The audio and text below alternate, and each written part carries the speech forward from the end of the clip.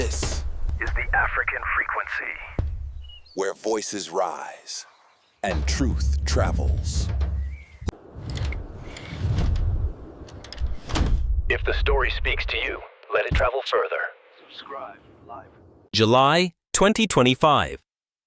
In the heart of West Africa, a road that once symbolized failure is being rebuilt at a speed no one expected, and by a country that many had already written off. Just months ago, National Road 4 in Burkina Faso was a crumbling stretch of asphalt. Dangerous, slow, and forgotten by time. Today, that same highway is humming with machines, lined with fresh concrete, and turning into a new backbone for an entire region. But here's the twist. It's not foreign aid, not international contractors, not some billion-dollar promise from abroad. It's local. It's led. And it's working. This isn't just about a road. It's about a shift, one that's being quietly written under the leadership of Ibrahim Traoré. Young, uncompromising, and deeply rooted in the soil of his country, Traoré isn't just building infrastructure. He's laying down something far more ambitious, a blueprint for African self-reliance. If you're new here, hit subscribe, tap like, and share this story. Not because it's viral, but because it matters. Now, let's go to where the ground shook before the headlines did. The road didn't just break, it broke trust. For decades, National Road 4 was a stretch of asphalt that told a quiet story of neglect. If you ever rode it, from Ouagadougou to the eastern border, you didn't just feel the cracks beneath the wheels. You felt the silence from those in charge. Now, that silence has been replaced by something louder than any speech. Progress, measured in kilometers, not promises. In just over 100 days, more than half the road has been rebuilt. Concrete mixers spin non-stop. Recyclers chew through broken pavement, lay it down again, stronger. Drones scan every inch for precision. And across the 219-kilometer stretch, engineers, many of them in their 20s, hold blueprints once reserved for outside consultants. But here's the thing. Burkina Faso didn't wait for permission, and that's the part that unsettles some. What happens when a nation, small on paper but determined in spirit, decides not to outsource its future? What happens when it stops asking for roadmaps and draws its own? Some called this impossible, that without outside contractors, the job would collapse under its own ambition. But if people are given the tools, the time, and most importantly, trust, don't they rise more often than not? We think so. And by the looks of it, so does Ibrahim Traoré. He didn't just greenlight a construction project. He changed who gets to hold the pen. Before this, local workers were the spectators. They stood outside the fences, watching foreign crews operate million-dollar machines. Now, those same workers wear the vests, hold the controls, and train the next round of operators. Sure, the asphalt is smoother, but what's being built goes beyond the physical. There's a shift happening, a change in posture, in who leads, in who earns, in who believes they belong in the room. Still, there are questions. How long will this pace last? Will these jobs become careers or disappear when the machines move on? Will this momentum survive the next budget season, the next storm, the next election? Burkina Faso is answering in real time, and while the results aren't final, the direction is clear. If this speaks to you, if you believe stories like this deserve more light, hit like, subscribe, and share it. Not for algorithms, for awareness. Because what's happening on this road might just outlast the headlines. And just ahead comes a stretch where the machines slow, but something else begins to move faster. You don't feel the change with your eyes first. You feel it through your feet. 40 kilometers east of Ouagadougou, just outside Lumbila, the ground vibrates before you hear a single engine. It's not noise. It's rhythm. Controlled, steady, relentless. This is where the road rebuild becomes something else entirely. Not just construction, coordination. An ecosystem of machines, each one feeding the next like a factory in motion. The recycler, called the recyclist, grinds through old pavement like it's harvesting memory. It doesn't waste. It renews. It breaks down failure and turns it into structure. Right behind it, another machine lays fresh bitumen with laser-guided precision. No guesswork, no shortcuts. Just lines so straight they look drawn by software, not sweat. Then the compactors roll in. Slow, deliberate. Each pass pressing down air, pressing up hope. If you've never stood next to one of these machines, it's hard to describe what they feel like. They're not loud for the sake of loud. They're heavy, like responsibility with wheels. But here's where it gets real. This wasn't always how roads were built in Burkina Faso. Not even close. Years ago, it was patchwork. Dig, pour, pray. A good rain, and the road would cave. Another season, another hole. People stopped expecting longevity. And maybe that's the deeper damage. Not the road, but the mindset. So what changed?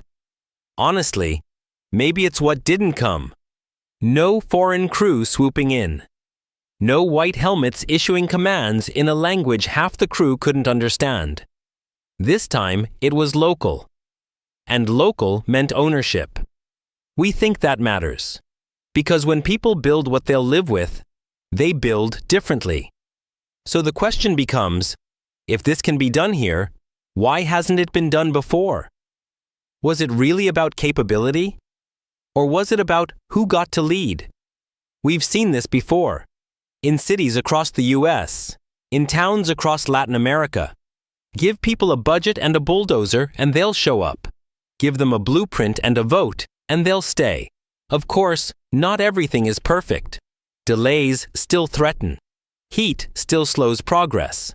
And pressure, both from inside and out, doesn't rest. But momentum? That's new.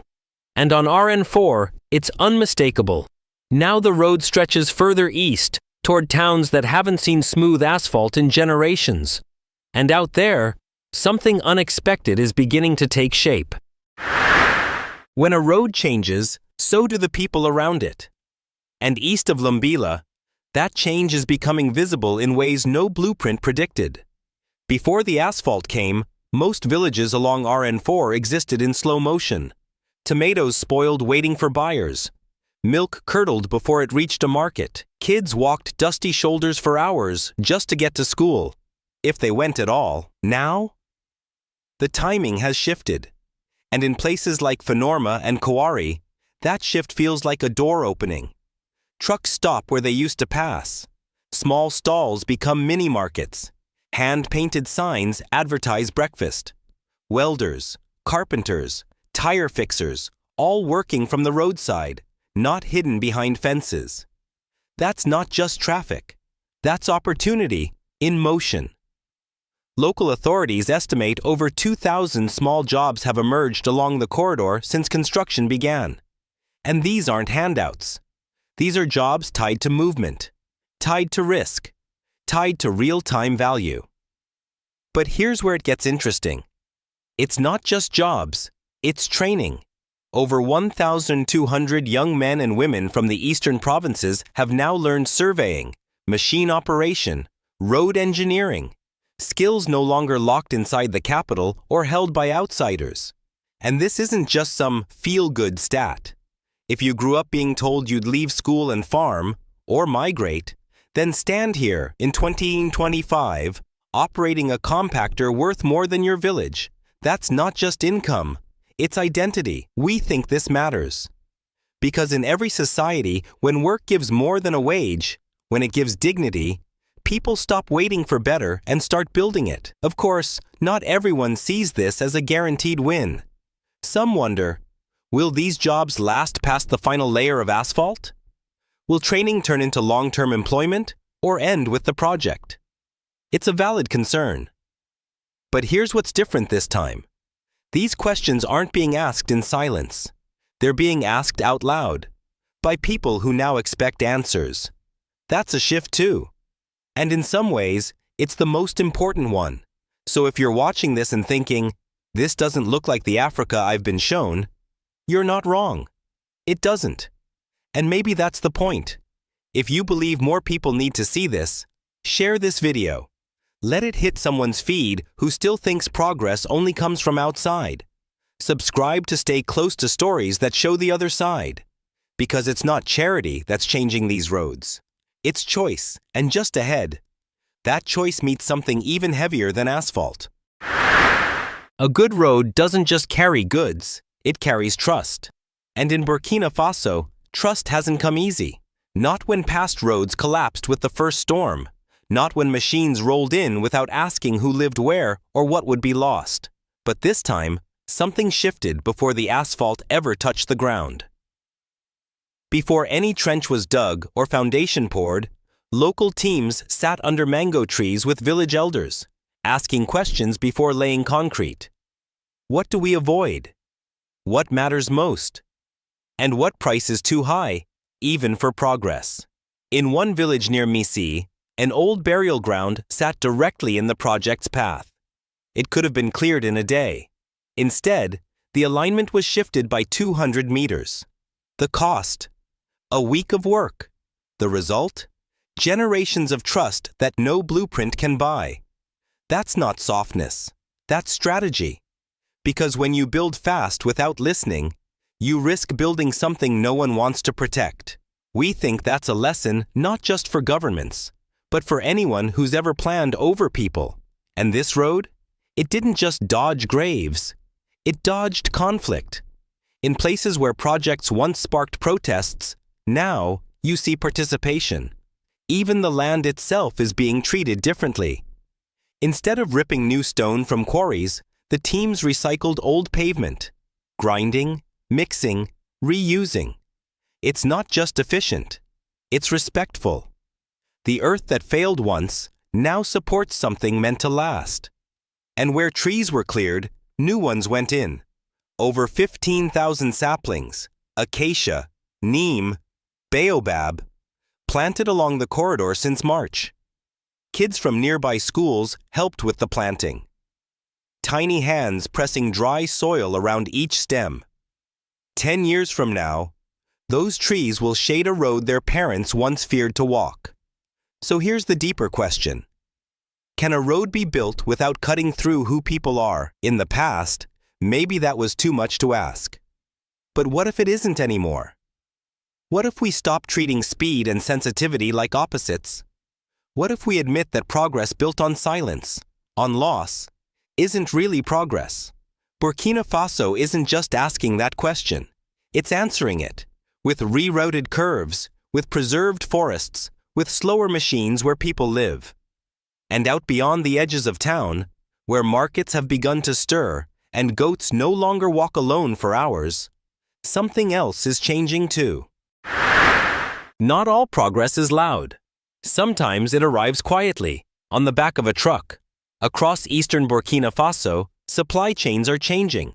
Not through policy, but pavement.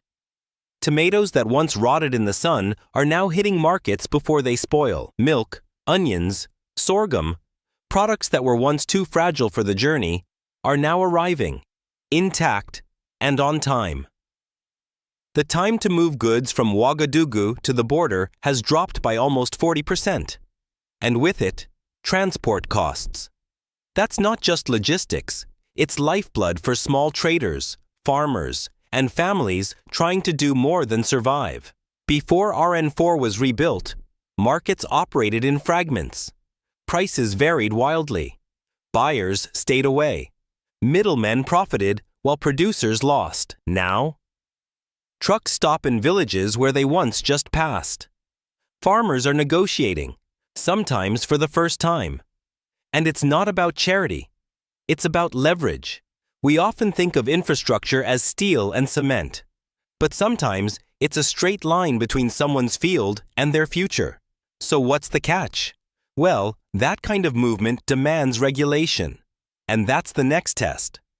Can the system keep up with the momentum it's creating? If roads bring goods faster, but markets stay unfair. If prices fall because supply rises, but there's no local processing, then who really wins? We believe that if a road lifts products but not producers, the job is only half done. But here's the upside. The conversation is happening, openly. Village meetings are being held not just about traffic, but about access, storage, value add. That didn't happen before. Because before, no one believed they were part of the story. Now they do. And in those dusty roadside gatherings, you see something shift. Less waiting, more asking. Less silence, more strategy.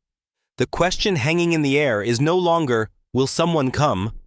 It's, now that we have a road, what do we build on it? And just past the next turn, that question starts getting answers. Not just in numbers, but in schools, in clinics, and in choices people couldn't make before. A road doesn't just shorten distance, it shifts the meaning of what's too far. 3 hours used to be the fastest way to reach a hospital from some eastern towns. Now it's less than half that, and that's not theory. That's lives saved. Emergency response times have dropped. Teachers once hesitant to accept rural posts are showing up. Vaccines once delayed by broken routes now arrive cold, not spoiled. And when you talk to the people along RN4, the change isn't just practical. It's personal. A mother in Traoré says she no longer wakes at 3 a.m., hoping to flag down a passing truck. Her child's fever still frightens her. But the road doesn't. A teacher in Lumbila told us this. I used to turn down every job outside the city. Now I drive to school. I don't survive it. These aren't big wins to anyone watching from a distance. But up close, they're everything. And it makes us ask, how many dreams shrink because the road to reach them is broken? How many futures stay stuck? Not because people lack potential, but because the road told them they couldn't move. We think this is the part of infrastructure that rarely makes headlines. The emotional GPS it rewires. The sense of being connected, of mattering. But here's the balance. What roads connect, they can also expose. Bad planning can speed inequality just as fast as progress. So now, the responsibility isn't just on machines, it's on what follows. Can new services keep pace with new access? Can opportunity reach the villages as fast as the trucks now do? That's the next chapter, and it's not guaranteed. But the difference today is, Burkinabè aren't waiting quietly to see how it ends. They're organizing, proposing, demanding. And if you're watching this thinking, that sounds like where I'm from, then maybe there's a lesson here we're all a part of. If these stories hit something true for you, send this video to someone who's never thought about roads this way. It might reframe what progress really looks like. Now, as the asphalt reaches deeper into the east, another shift begins. This time, it's not about movement. It's about memory. Every road is built on something. This one is built on memory. And memory, in Burkina Faso, runs deep. Before the fresh asphalt, before the trucks and machines, this same stretch of land carried grief. Accidents, delays, and the quiet erosion of belief. But now, something else is taking root. Not just speed, not just trade, but the idea that people can build and still protect. Along the newer sections of RN4, school children now walk on marked shoulders, not inches from danger. A simple white line, barely noticed from a car window, means a child can reach school without a gamble. That's not design. That's intention. And you see it elsewhere too. Concrete curves around sacred trees. Roots bend to avoid old mosques. Machine work pauses near shrines. Why? Because not everything should be paved over. Because progress isn't just about what's added. It's about what's preserved. We think that's a point often missed in places chasing development. Faster isn't better if it forgets who it's for. And here's where it gets even more layered. Who gets to build? Historically, large infrastructure projects across Africa were run by outsiders. Foreign engineers, foreign machines, foreign paychecks. This time, 68% of the workforce came directly from the provinces the road passes through. People who once walked these roads barefoot now operate the graders, test materials, manage logistics. And it's not just about wages. It's what those wages ripple into. A man earns steady income. His daughter returns to school. A young operator learns the science behind compaction, not just the routine. Migration slows. Purpose builds. Of course, there's still pressure. There always is when something local begins to outperform outside expectation. And the fear? That once the last roller stops, once the last section is sealed, those who built this may be left behind. That's the test ahead. Whether this becomes a model or just a moment. But even now, in the gaps between machines, you can hear something different. Not ambition, but ownership. And as the sun lowers over the finished stretches of RN4, the road is no longer just a project. It's a question, carried forward by every vehicle, every barefoot kid, every merchant who now sees a path where none existed. What if a nation not only built its own future, but refused to build it the way others told it should? That answer, it's still being written. By the time the last machine shuts down, something more permanent has started. Not the road itself, though that's solid, but the idea it planted. That a nation doesn't need to wait for applause to do something remarkable. More than 200 kilometers rebuilt. A 13% lead ahead of schedule. Minimal waste, local labor, and a construction method that didn't leave destruction in its wake. That's not just rare. That's blueprint level.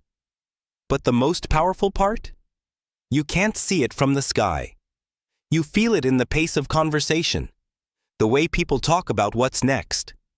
In roadside towns, kids ask questions about engineering. Mothers talk about trade, not just survival. Local leaders mention maintenance before being asked. It's subtle, but it's real. And if you've ever lived in a place where hope was rationed, where each year brought a little more dust and a little less expectation, then you understand how radical it is to simply believe that something might work. Because maybe belief is the first step in infrastructure, not the last. Maybe people don't wait for proof, they build it. That's what RN4 has started to prove. Not that progress is possible, but that it can belong to the people who live next to it. We think that's the real story here. Not just asphalt and overpasses, but a version of development that doesn't erase people to save time. There will still be questions. There will still be tension between scale and sustainability, between speed and memory. But for now, the lines are drawn, not as boundaries, but as bridges. And on this new stretch of road, Burkina Faso isn't just catching up, it's choosing how it moves forward. The next chapter doesn't begin when the last truck leaves. It begins when the first child walks safely to school, on a road built by the hands of their own community. At the end of the day, this isn't just about a road. It's about what a road reveals. About power, about planning, and about people.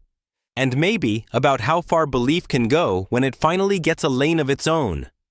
Now, look. Content like this doesn't claim to have all the angles. This isn't an academic report or a policy brief. It's a snapshot. A moving one. And yeah, this is just my take. I think what's happening here matters. I guess I believe that when people build their own infrastructure, they rewrite more than maps. They rewrite expectations. But hey, that's just my point of view. You might see it differently, and that's okay. Drop your thoughts in the comments. Disagree. Add context. That's the point. If you've made it this far, thanks for watching. Seriously, these stories aren't made for quick scrolls. They're made for people who still think attention is worth giving. Make sure you're subscribed. We've got more stories coming. More shifts, more signals from places most people still overlook. I'll see you in the next one. No spoilers, just stay close.